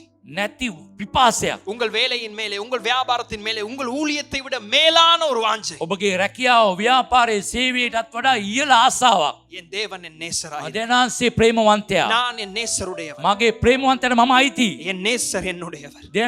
ප්‍රේමවන්තයා මගේ. ஒரு ஆமென் சொல்லுவோம். ආමෙන් කියමුද? இந்த ஆசை தான் මේ ආසාව තමයි பயணத்தை ஆரம்பிக்கிறது. ඒ ගමන පටන් ගන්න. இரண்டாவது, දෙවනුව இந்த ஆசை எங்கே அடுத்தது போக வேண்டும்? මේ ආසාව වෙන ඊළඟට කොහෙටද යන්න இது ඕනේ? மனதில் இருக்க முடியாது. මේ මනසේ තියෙන්න இது බෑ. சிந்தையில் இருக்க ඒ முடியாது. සිතුවිලි තියෙන්න බෑ. இது இப்பொழுது ஊக்கமான ஜெபத்திலே මේක வெளிவர வேண்டும். උනන්දු යාඥාවෙන් එළියට එන්නට ஓ, ඕනේ. மற்றவர்கள் ஜெபத்தை நிப்பாட்டுகிறார்கள் என்று நிப்பாட்டுவதல்ல. අනිත් අය යාඥාව නතර කරනවා කියලා නතර කරනව නෙවෙයි. ஐயோ, ஜெபிப்பதற்கு என்ன இருக்கிறது என்பதனாலே ஒன்றுமே இல்ல, அதனால ஜெபம் பண்ணாமலே இருக்கட்டும் என்று යාඥා சொல்வதல்ல. කරන්න කිසි දෙයක් නැති නිසාම යාඥාව නතර කරනව නෙවෙයි. இடைவிடாமல் ஜெபம் එක பண்ணுவது. දිගට යාඥා කරන්න. இடைவிடாமல் ஜெபம் එක பண்ணுவது. දිගට යාඥා කරන්න. ஒன்றை புரிந்து එකක් கொள்ளுங்கள். තේරුම් ගන්න. அற்புதம் வெளியில் அல்ல, ආස්කම පිට නෙවෙයි. மிக முக்கியமான அற்புதம் உங்களுக்குள்ளே. ඔබ තුල උතා වැදගත්ම ආස්කම ඔබ තුල. கர்த்தர் கிறிஸ்துவை போல உங்களை மாற்று. ක්‍රිස්තුවන්සේ වගේ ඔබ වෙනස් කරයි. இதுதான் சபையின் மிக முக்கியம் பிரதானமான வேலை. அதுதான் ඉතා ප්‍රධානම කොටස මේක තමයි. உங்களுக்கு கொடுக்கிற எல்லா ஆராதனைகள், ඔබට දෙන සෑම නමස්කාරයක්ම, உங்களுக்கு கொடுக்கிறதான எல்லாவித பயிற்சி, ඔබට දෙන හැම පුහුණුවක්ම உங்களுக்குள்ளே கிறிஸ்து உருவாகுவது. ඔබ තුල ක්‍රිස්තුස් වහන්සේ නිර්මාණය වෙන්නට ඕනේ. அது லேசான வேலை මේක அல்ல. ලේසි වැඩක් නෙවෙයි. உங்களுடைய சுயம் இலகுவாய் மாறுவது. ඔබගේ මමත්වය ඒ ආත්මාර්ථකාමී පාර්ශ්වයෙන් වෙනස් වෙන්නේ නැහැ. அதான் பவுல் சொல்கிறார், நான் பவுல். கற்ப வேதனை ඒ படுகிறேன். නිසා තමයි පවුල් තුමා කියන්නේ මං ගර්භ වේදනාව විඳිනවා. இந்த ஊழியர்களின் கற்ப வேதனையை குறைக்க මේ සේවකයන්ගේ ගර්භ වේදනාව අඩු කරන්න நீங்கள் ஊக்கமாய் ஜெபம் ඔබ பண்ண பழகுங்க. උනන්දුවෙන් යාඥා කළ යුතුයි. பக்தியோடு ஜெபம் பண்ணுங்க. භක්තිවන්තකමින් යාඥා කළ යුතුයි. இந்த உலகத்திலே அநேகருக்கு பக்தி இருக்கிறது. මේ ලෝකේ බොහෝ අයට භක්තියන් තිබෙනවා. ஆனால் மெய்யான தெய்வத்திடத்தில் வருகிற எங்களுக்கு இன்னும் பக்தி அதிகரிக்கட்டும். ඒ නිසා ජීවමාන දෙවියන් වහන්සේ වෙතට එන අපිට ඊට වඩා භක්තියක් තිබෙන්න ඕනේ. எங்களை பார்க்கிறவர்கள் கிறிஸ்தவர்கள் என்று சொல்லி அவர்கள் சிரிக்க கூடாது. අපිව බලපු අය ක්‍රිස්තියානි අය කියලා hina වෙන්න නරකයි. நாங்கள் சாட்சியற்ற ஒரு வாழ்க்கை අපි வாழக்கூடாது. සාක්ෂිමත් නැති ජීවිතයක් ජීවත් වෙන්න නරකයි. அதுக்கு ஒரு முற்றுப்புள்ளி வரட்டும். මේකට නැවතීමේ ලකුණක් එන්නට அதுக்கு ඕනේ. ஒரு முடிவு வரட்டும். ඒකට අවසානයක් එන්නට ඕනේ. கர்த்தர் உங்களை ஒரு அடையாளமாக ஒரு යනාස அற்புதமாய் பயன்படுத்த. ඔබ සංකේතයක් ලෙස ආස්කමක් ලෙස පාවිච්චි කරන්න சும்மா ඕනේ. மனுஷர்களை பார்த்து அங்க போக வேண்டாம் இங்க போக வேண்டாம் என்று சொன்னா முடியாது. මනුෂ්‍යව බලලා ඒ යන්න එපා මේ යන්න එපා කියලා බෑ. மனுஷனுடைய தேவை அவ்வளவு அதாவது அதிகமாய் இருக்கிறபடி මනුෂ්‍යගේ අවශ්‍යතාවය අධික ලෙස තිබෙන නිසා அவன் படித்தவனாய் இருக்கலாம், பணக்காரனாய் இருக்கலாம், யாராயும் இருக்கலாம். එයා ඉගෙනගත්ත ධනවන්තෙක් මොන වගේ කෙනෙක් වුණත් அவன் பிள்ளை உயிர் பெற வேண்டும் என்றால் එයාගේ දරුවා ජීවත් වෙන්නට ඕනේ නම් அவன் எதையும் செய்ய ஆயத்தமாய் එයා මොන දේ කරන්නට සූදානම්. எதையும் செய்வான். මොන දේ වුණත් කරයි. போக வேண்டிய எல்லா இடங்களுக்கும் போவான். යන්න ඕන තැනකට යනවා. அதான் அவர்களுக்குள்ளே இருக்கிற வாஞ்சை. එයා තුල තියෙන ආසාව පිපාසය එකයි. நான் யாராய் இருந்தாலும் பரவாயில்லை, මම කවුරු වුණත් කමක් නැහැ. பிள்ளைக்காக நான் எந்த தொங்கலுக்கும் මං දරුවා නිසා කොහේ මුල්ලට වුණත් எந்த යනවා. சூனியக்காரனிடத்திலும் போவேன், මොනම ඌණියම් කරන කෙනෙක් எந்த එක්කද மந்திரக்காரனிடத்திலும் போவேன். මන්ත්‍රකාරයෙකුට යනවා. அவர்களை பார்த்து நாம் சிரிக்கிறோம், එයාව බලලා අපි hina වෙනවා. ஆனால் அவர்களுடைய வாஞ்சையை நாம் மதிக்க வேண்டும். එයාගේ ආසාව අපි තාම දැනගත්තේ නැහැ. அவனுடைய வாஞ்சை அவனுடைய வாழ்க்கையை மாற்றுகிறது. එයාගේ ආසාව උන්ගේ ජීවිතේ වෙනස් කරනවා. இந்த காலை நேரத்துல வாஞ்சையை தேவன் எதிர்பார்க்கிறார். මේ උදෑසන ස්වාමීන් වහන්සේ ආසාව පිපාසයේ බලාපොරොත්තු වෙනවා. இரண்டாவது ஊக்கமான ஜெபம். දෙක උනන්දු යාඥාව. ஊக்கமான ஜெபம் උනන්දු යාඥාව. இதற்கு நாம் ஒப்பு கொடுக்க வேண்டும். මේකට අපි බාර වෙන්නට ඕනේ. மூன்றாவது තුන්වෙනිව எரேமியா 33 යෙරෙමියා 33 மூன்றாவது வசனம். තුන්වෙනි පදය. Hallelujah. Thank you Jesus. என்னை நோக்கி கூப்பிடு, ம். அப்பொழுது நான் உனக்கு உத்தரவு கொடுத்து நீ அறியாததும் உனக்கு எட்டாததுமான பெரிய காரியங்களை உனக்கு அறிவிப்பேன். ஓகே. மூன்றாவது තුන්වෙනුව தொடுதலுக்கு தேவன் எதிர்பார்ப்பது අතගැසීමට දෙවියන් වහන්සේ බලාපොරොත්තු වෙන දේ. கர்த்தருடைய வசனத்திலிருந்து உண்டாகிற வெளிப்பாடு. දෙවියන්සේගේ වචනෙන් එන එළිදරව්ව. முதலாவது ஆசை, ප්‍රථම ආසාව, இரண்டாவது ஊக்கமான ஜெபம். දෙක උනන්දුවෙන් යාඥා කිරීම. சாதாரண ஜெபம் அல்ல, සාමාන්‍ය යාඥාව නෙවෙයි. இன்டென்ஸ் பிரேயர், ஊக்கமான ஜெபம். උනන්දුවෙන් යාඥා කිරීම. மூன்றாவது තුන්වෙනුව வசனத்திலே உண்டாகிற வெளிச்சம். වචනෙන් එන එළිදරව්ව. இந்த வசனத்தை நீங்க நன்றாய் கவனிங்க. ඔබ වචනේ හොඳට අවධානය යොමු කරන්න. என்னை நோக்கி கூப்பிடு, මාව අඬගස්සන්න. நான் உனக்கு மறு உத்தரவு கொடுத்து. මම නුඹට උත්තර දී. அடுத்தது என்ன தெரியுமா? ඊළඟ මොනවද? உனக்கு அறியாததையும் ඔබ නොදන්නා உனக்கு எட்டாததையும் සැඟවී ඇති நான் செய்வேன் என்று சொல்லவில்லை. ඒ කරනවා කියලා කිව්වේ නෑ. வேதம் சொல்றது நான் உனக்கு அறிவிப்பேன். ඔබට දන්නනවා. வசனத்திலிருந்து வருகிற வெளிப்பாடு, වචනෙන් එන එළිදරව්ව. வசனத்திலிருந்து வருகிற வெளிப்பாடு, වචනෙන් එන එළිදරව්ව. அது ஒரு மேன்மையான அறிவு. ඉතා උසස් ගණේ දෙයක් ඒක. ஒரு ஆமென் சொல்லுவோம். ආමෙන් කියන්නේ. அது மேன்மையான ஒரு வழி ඒ நடத்தும். උසස් මඟ පෙන්වීමක්. மத்தேயு 13:11. මතෙව් 13:11. மத்தேயு 13:11. මතෙව් 13:11. ஆ.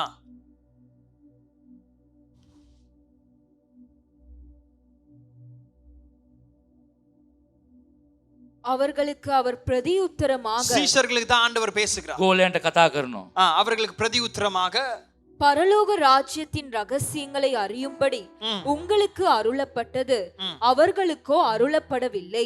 ஓகே, ரகசியம் ஒன்று இருக்கிறது. අභිරහසක් තිබෙනවා. அது பரலோகத்தின் ரகசியம். ස්වර්ගයේ අභිරහස. அது எல்லாருக்கும் அல்ல, මේක හැමෝටම නෙවෙයි. ஆனால் குறிப்பிட்ட ஒரு கூட்டம். ඒක සමහර අය ජනකාවට පමණයි. அந்த சீசர்களுக்கு கொடுக்கப்பட்ட அதே ரகசியம் ඒ ගෝලයන්ට දුන්න ඒ අභිරහස இந்த வசனத்துல உங்களுக்கு இருக்கிறது. ඒ වචනේ ඔබට තිබෙනවා. ஒரு ஆமென் சொல்லுங்க. ආමෙන් කියන්නේ. ஒரு ஆமென் சொல்லுங்க. ආමෙන් කියන්නේ. வசனத்திலிருந்து உண்டாகிற வெளிச்சம், වචනේ එන ආලෝකය இது தான் தொடர்ந்து கர்த்தருடைய தொடுதலை உங்கள் பக்கமாய் திருப்புது. දිගටම එතුමාගේ අත ගැසීම ඔබ පැත්තට අරෝගන්නේ. ஊக்கமான ஜெபம். උනන්දු යාඥාව. வசனத்தின் மேலே ஒரு ஆசை. වචනය කෙරේ ආසාවක්. அதான் நான் சொன்னேன், இந்த வசனம் பேசப்படும் பொழுது அதற்கு கனத்தை கொடுங்க. මේ වචනේ කතා කරනකොට මේකට ගරුත්වයක් දෙන්න. பெரிய ஒரு இரக்கம் தேவன் உங்கள் மேல் வைத்திருக்கிறார். ஒரு சத்தியத்திலே நடத்துகிற ஒரு சபையிலே உங்களை வைத்திருக்கிறபடி ඔබට ලොකු කරුණාවක් ස්වාමීන් වහන්සේ තබා තිබෙනවා.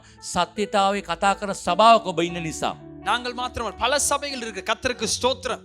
අපි පමණක් මේ බොහෝ සභාවන්ට දෙනවා. அப்படிப்பட்ட சபைகள் பெருகட்டும். එවැනි සභාවන් වැඩි වෙද්දී. ஒரு ஆமென் சொல்லுவோம். ආමෙන් කියන්නේ. அப்படிப்பட்ட சபைகள் இன்னும் அதிகமாய் பெருகட்டும். එවැනි සභාවන් තවත් වැඩි වේවා. ஏனென்றால் எங்களுடைய ஒரே நோக்கு අපගේ එකම අරමුණ கிறிஸ்து உங்களுக்குள்ளே உண்டாக வேண்டும். ක්‍රිස්තුවන්සේ ඔබ තුල ඇති වෙන්න ඕනේ. கிறிஸ்துவின் மாதிரி உங்களுக்குள்ளே உண்டாக ක්‍රිස්තුවන්සේගේ ඒ ඇටිය ඔබට ඇතෙන්නට ඕනේ. பூரணமாக்கப்பட்ட புருஷர்களாக நீங்கள் மாற வேண்டும். පූර්ණ වූ පුරුෂයන් ලෙස ඔබ වෙනස් වෙන්නට ඕනේ. கர்த்தருடைய குணங்கள் உங்களுக்குள்ளே வர வேண்டும். දෙවියන්සේගේ ගුණාංග ඔබ තුලට එන්නට கர்த்தருடைய ඕනේ. ஞானம் உங்களுக்குள்ளே வர வேண்டும். දෙවියන්සේගේ ප්‍රඥාව ඔබට එන්නට ඕනේ. கர்த்தருடைய வல்லமை உங்களுக்குள்ளே வர දෙවියන්සේගේ வேண்டும். බලය ඔබ තුලට එන්නට ඕනේ. பூரணமாக்கப்பட்டவர்களுக்கு 3 தேவை. පූර්ණ වෙච්ච අයට 3ක් අවශ්‍යයි. முதலாவது එක குணம், ගුණාංග. கர்த்தருடைய குணாதிசயம். දෙවියන්සේගේ ගුණාංග. கலாத்தியர் 5:22 சொல்லப்படுகிறது. ගලාති 5:22 කියනවා. ஆவியின் கனிதான் அவருடைய குணாதிசயம். ආත්මික ගුණාංග ඵල තමයි එතුමාගේ ගුණාංග. முதலாவது குணத்திலே மாறுங்கள். ප්‍රථමයෙන් ගුණාංග වලින් පිරෙන්න. இரண்டாவது பிலிப்பியர் 2வது அதிகாரத்திலே பவுல் சொல்கிறார், தேவனுடைய ஞானம், அவருடைய மனது, the mind of Christ, தேவனுடைய ஞானம் உங்களுக்குள்ளே உண்டாகட்டும். පිලිප්පි දෙවෙනි පරිච්ඡේදයේ කියන එතුමාගේ ප්‍රඥාව ඔබ තුල ඇති වේවා. மூன்றாவது තුන්වෙනුව கர்த்தருடைய வல்லமை. දෙවියන්සේගේ බලය. இந்த ரெண்டுக்கு பின்பதாக மிக அவசியமானது கர்த்தருடைய ඒ வல்லமை. දෙකට පස්සේ ඉතාමත්ම වැදගත්ම අවශ්‍ය දේ ඔබගේ බලය. அதுதான் கிரியைகளை உண்டு නැසෙ பண்ணுகிறது. ක්‍රියාව ඇති කරනවා. விசுவாசிக்கிறவர்கள் செய்யும் அடையாளம். ඒ ඇදහිලිවන්තයන් කරන්නාන්ගේ ලකුණු. முதலாவது வல்லமை அல்ல, ප්‍රථම බලය නොවේ. முதலாவது குணம். ප්‍රථම ගුණාංග. இரண்டாவது ஞானம். දෙවනුව ප්‍රඥාව. மூன்றாவது வல்லமை. තුන්වෙනුව බලය. ஒரு ஆமென் சொல்லுவோம். ආමෙන් කියන්න. நல்ல ஒரு ஆமென் சொல்லுவோம். ආමෙන් කියන්න. கண்களை மூடி கரங்களை உயர்த்தி අපි ඇස් වසල ஒரு දැක්කොත් நிமிடம் ஜெபம் பண்ண போகிறோம். යාඥා කරන්න. கர்த்தாவே, வேத அறிவு, දේව වචනේ දැනුම. வேதத்திலே உள்ள வெளிச்சம், දේව වචනේ ආලෝකය. வேதத்திலே உள்ள வெளிச்சம், දේව වචනේ ආලෝකය. ரகசியங்கள் ඒ ஆண்டவரே, රාශිගත என்னோட දේවල්. நீர் பேச வேண்டும். මාත් එක්ක කතා කරන්න. பரிசுத்த ஆவியானவரே, සුදාත්මයනි, என்னுடைய நினைவுகள் මගේ මතකය உம்முடைய நினைவாய் மாறட்டும். ඔබගේ මතකයන්. என்னுடைய மனது මගේ මනස கிறிஸ்துவின் மனதாய் மாறட்டும். ක්‍රිස්තුවන්සේගේ මනස වේවා. இயேசுவின் நாமத்தினாலே యేసుවන්සේගේ නාමයෙන්. ஒரு 30 செகண்ட் ஜெபம் பண்ணுங்க. තප්පර 30ක් යා. கேளுங்க, ஆண்டவரே, வசனத்தின் மேலே ஒரு මේ வாஞ்சை. වචනේ කිරේ ආසාවක්. நீ ஜெபிக்கையிலே மறுரூபமாகுவாய். යාඥා කරනකොට ඔබ நீ වෙනස් වෙනවා. ஜெபிக்கையிலே மறுரூபமாகுவாய். යාඥා කරනකොට ඔබ நீ වෙනස් වෙනවා. ஜெபிக்கையிலே மறுரூபமாகுவாய். යාඥා කරනකොට நீ වෙනස් වෙනවා. ஜெபிக்கையிலே යාඥා மறுரூபமாகுவாய். කරනකොට වෙනස් වෙනවා ඔබ. Hallelujah. හalleluya. வேதத்திலிருந்து உண்டாகும் வெளிச்சம்.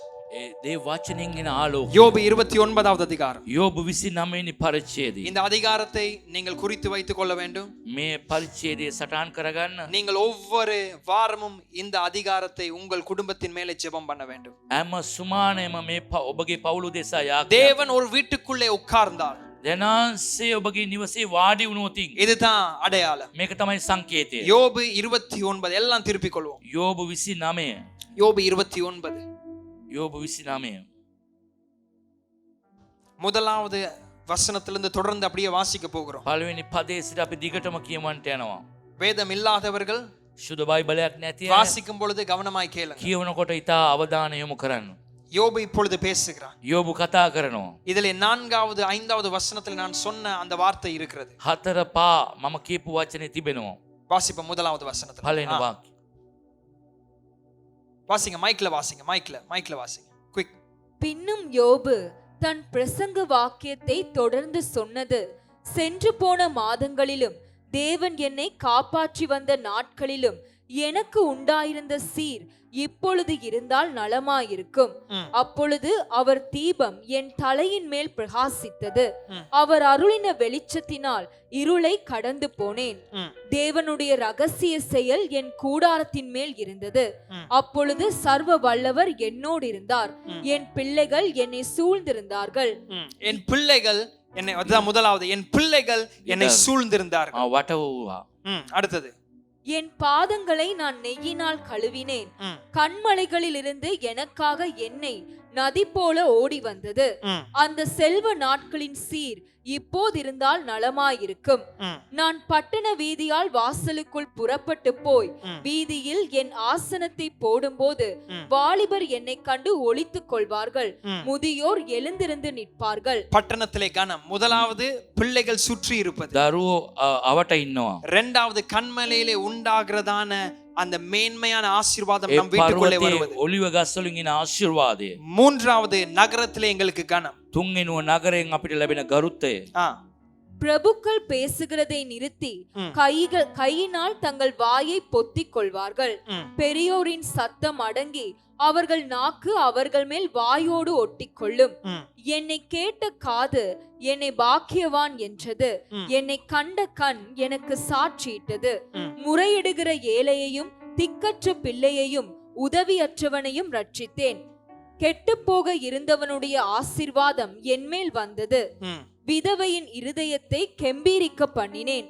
நீதியை தரித்துக் கொண்டேன், அது என் உடுப்பாயிருந்தது. இரண்டாவது ஆண்டவர் ஊழியத்திலே பலவிதமான ஜனங்களை ஆசீர்வதிக்க உங்களை பயன்படுத்துகிறார். බෝ ජනතාවන් ඔබ තුලින් ආශිර්වාද කරන බොහෝ நீங்கள் ஒரு கூட்டத்திற்கு மாத்திரமல்ல, එක කණ්ඩායමකට නොවේ. உங்கள் குடும்பத்திற்கு ඔබට மாத்திரமல்ல, පවුලට විතරක් නොවේ. கர்த்தர் இப்பொழுது உங்களை ஒரு ஊழியனாய் மாற்ற, ජනාස ඔබ සේවකයෙක් හැටියට පත් කරනවා. இல்லாதவர்களுக்கு கொடுக்க, නැති අයට දෙන්න. திக்கற்றவர்களை தாங்க, ඒ දෙමෝපියෝ නැති අයව දරා ගන්න. இவர்களை கர்த்தர் உங்களை வைத்து ஆசீர்வதிக்கிறார். ඒ අයව ඔබ තුලින් ආශිර්වාද කරනවා. அடுத்தது நீதியை தரித்துக் கொண்டேன், ம். அது என் உடுப்பாயிருந்தது. ம். என் நியாயம் எனக்கு சால்வையும் பாகையுமாயிருந்தது.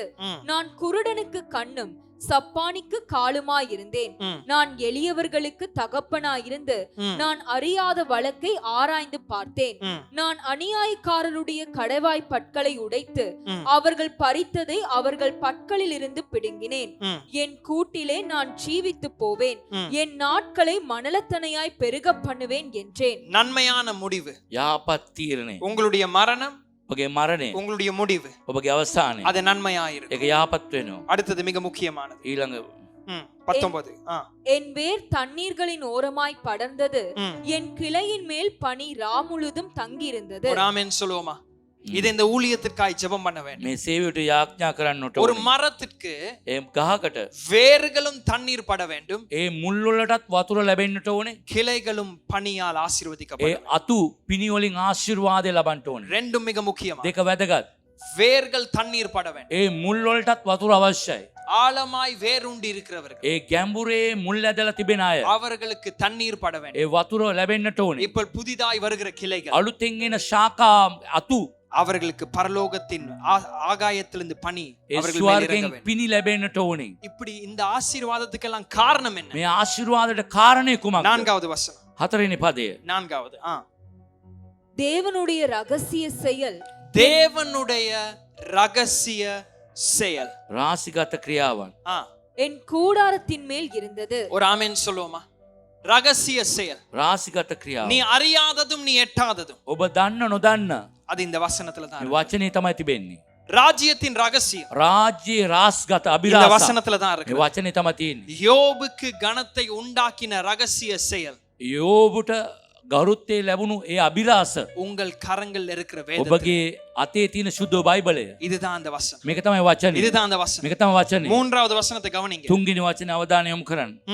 அப்பொழுது அவர் தீபம் அப்பொழுது அவர் தீபம் එතුමාගේ පහන என் தலையின் மேல் பிரகாசித்தது. என் தலையின் மேலே ඉස්සට பிரகாசித்தது. උඩින් බැබළුණින්. அவர் அருளின வெளிச்சத்தினால் இருளை கடந்து போனேன். ஒரு ஆமென் சொல்லுவோம். ආමෙන් කියන්නේ. அவருடைய வசனம் சங்கீதம் 119 105 சொல்கிறது, அவருடைய வார்த்தை அவருடைய வசனம் எங்களுக்கு வெளிச்சமாய் இருக்கு. 119 ගීත 105 වෙනි වචනේ කියන්නේ වචනේ තමයි අපිට පහනක් ආලෝකයක් තිබෙන්නේ. ரெண்டு காரியம். දෙකක්. அவருடைய தீபம் உங்கள் தலையிலே, ඒ පහන ඔබගේ ඉස මත. அவருடைய வெளிச்சம் உங்களுடைய வாழ்க்கை. ඔබගේ ආලෝකය ඔබගේ ජීවිතේ இந்த පුරාම. ரெண்டுமே මේ දෙකම இந்த ரெண்டுமே මේ දෙකම இந்த வசனத்தை எப்பொழுது நீங்கள் தியானிக்க මේ ஆரம்பிக்கிறீர்கள் වචනේ කවදද ඔබ මෙනෙහි කරන්නේ? அப்பொழுது உண்டாகும். එවිට ඇති වෙයි. அப்பொழுது உண்டாகும். එවිට ඇති වෙයි. கனம் உண்டாகும். ගරුත්වය ඇති වෙයි. குடும்பம் உங்களை சுற்றி இருக்கும். ඔබට දරුවෝ ඔබ වටේ ඉදී. நகரத்திலே மதிப்பை නගරේ பெற்றுக்கொள்வீர்கள். හොඳ ගරුත්වයක් ලැබෙයි. இதிலே தான் ராஜ்யத்தின் ரகசியம். මේකේ තමයි රාජ්‍යයේ අභිලාෂ ஓ තිබෙන්නේ. கர்த்தருடைய கரம் யோபின் மேலும், එනාන්සේගේ දැහැත යෝබු කෙරේද? பரலோகத்தின் ரகசியம் அவன் வீட்டின் மேல். ඒ ස්වර්ගයේ රාස එතුමාගේ නිවස කෙරේද? பிரமாணங்களை பிடித்துக் கொள்ளுங்கள். ඒ ආනපනත් අල්ලගන්න. மூன்றாவது தொடுதலுக்கு மிக முக்கியமானது තුන්වෙනුව අත ගැසීමට වැදගත්ම දේ இந்த வேதத்திலே உண்டாகிற வெளிச்சம். මේ වචනේ ඉන ආලෝකය. ஆனால் இந்த காலை நேரத்தில் இப்பொழுது நான் பேசிக்கொண்டு இருக்கும் பொழுது මේ උදෑසන මම කතා කරගෙන ඉන්නකොටම தொடுதல் என்பது வெளிப்படையான காரியம் மாத்திரமல்ல. අත ගැසීම පිටස්තර දෙයක් පමණක් නෙවෙයි. கர்த்தர் ஒரு சத்தத்தை கொடுக்கலாம், එනස්සේ ශබ්දයක් දෙනවා. கர்த்தர் ஒரு உணர்வை கொடுக்கலாம், එනස්සේ ඔබට ඇඟීමක් கர்த்தர் දෙනවා. ஒரு காட்சியை கொடுக்கலாம். ඔබට සිදුවීමක් දෙනවා. இதெல்லாம் அதற்குள்ளே මේ அடக்கப்படுகிறது. සියල්ලක් මේකට අඩංගුයි. அவருடைய வசனம் பிரதானமானது. මගේ වචනේ ප්‍රධානයි. அவருடைய வசனம் பிரதானமானது. වචනේ ප්‍රධානයි. 1 சாமுவேல் එක සාමුවෙල්. வாசிப்போம். 1 சாமுவேல் එක සාමුවෙල්. 3வது அதிகாரம் 21வது வசனம். තුන්වෙනි පදේ 21 වෙනි පදේ. 3வது அதிகாரம் තුන්වෙනි 21வது வசனம். පරිච්ඡේදය 21 වෙනි පදේ. கர்த்தர் பின்னும் சீலோவிலே தரிசனம் தந்தருளினார். ம். கர்த்தர் சீலோவிலே தம்முடைய வார்த்தையினால் சாமுவேலுக்கு தம்மை வெளிப்படுத்தினார். எப்படி வெளிப்படுத்தினார்? කොහොමද ප්‍රකාශ වුනේ? அந்த வார்த்தையை கவனிச்சீங்களா? ඒ වචනය வார்த்தையினாலே වචනෙන් கர்த்தர் சாமுவேலுக்கு ස්වාමීන් වහන්සේ සාමුවෙල්ට வெளிப்படுத்தினார். ප්‍රකාශ විය. ஒரு ஆமென் சொல்லுங்க. ආමෙන් කියන්නේ வார்த்தை වචනේ. வேதத்திலிருந்து உண்டாகிற வெளிச்சம் දේ වචනින් ඇතිවෙන ආලෝකය அது உன் தலைக்கு தீபமாய் ඔබගේ ඉස්සට පහනක්. அது அவருடைய தீபம். එතුමාගේ පහන உன் பாதைக்கு அது வெளிச்சமாய் ඔබගේ පාදයන්ට එක ආලෝකයක්. உங்களுடைய வேத வாசிப்பை நீங்கள் அதிகரிக்க வேண்டும். ඔබගේ දේ වචනේ කියවීම අධික කරන්නට වැඩි வசனத்தின் කරන්න ඕනේ. மேலே உண்டாகிற உணர்வு அதிகரிக்க வேண்டும். ඒ වචනේ කිරේ තියෙන ඇඟීම වැඩි කරගන්න.